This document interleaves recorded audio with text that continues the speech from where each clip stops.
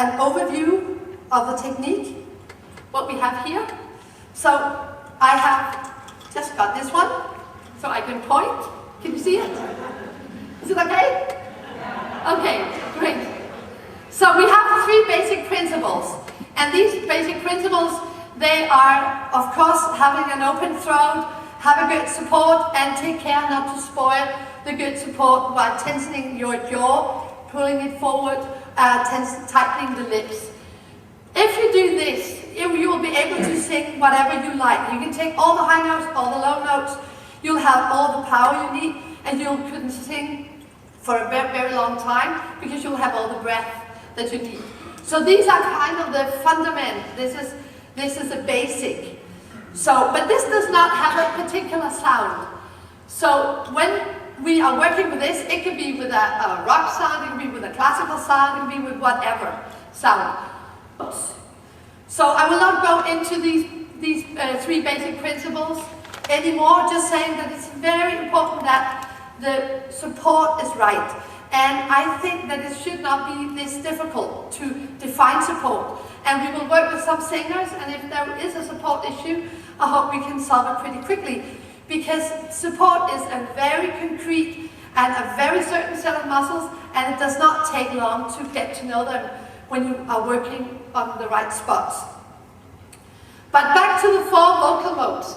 I divide the singing into 4 vocal modes, and that is like 4 gears in a car or so.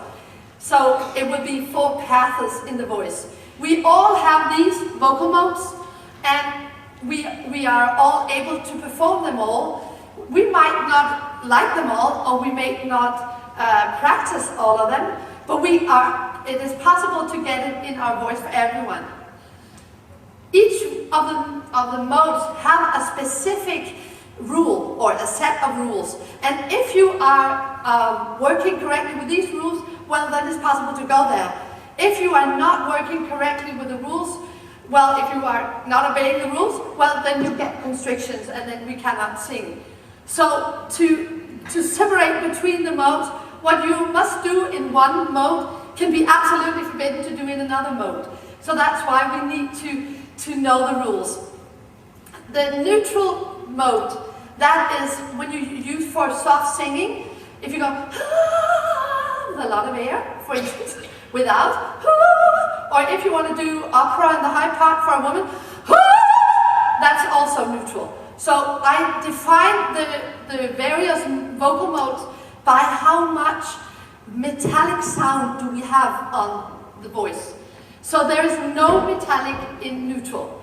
If we get to curving, it is half metallic. And half metallic, that would be, it's like an edge to it, or it's a little more direct, or sharper, or rockish, or how would you put it. So that's what I call metallic. So, this has a little more power to it, and a little more metal in it. So that would be half metallic. So non-metallic, half metallic. And these 2 out here, they are both full metallic. So that would be a lot of metal on the voice. Hey! That would be full metallic. That would be overdrive.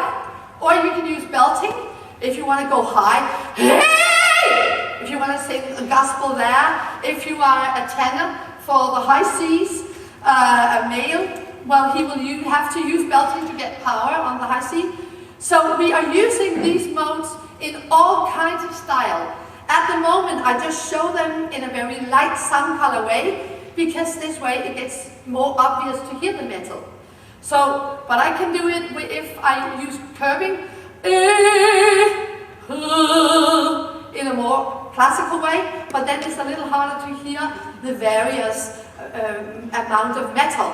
And that's why at the moment I show them, but I'm going into a bit later how to use it in classical. It's just actually adding sound color. And what we're doing here with the sound color, that is, first of all, we do it correctly, and then we have the vocal mode. We choose the vocal modes and obey the rules. And then we choose the sound color. We can go dark or we can go light. So if we go dark, we will have to have a bit bigger vocal track. And if we want to go lighter, we make a smaller vocal track. And we can do that on all the modes. So if I take curving, I can take the light sound color, and go here,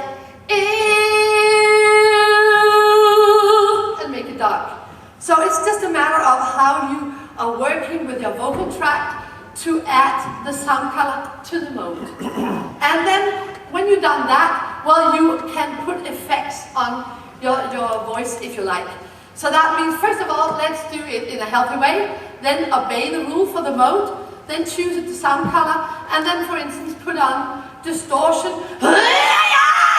if you want to sound like that.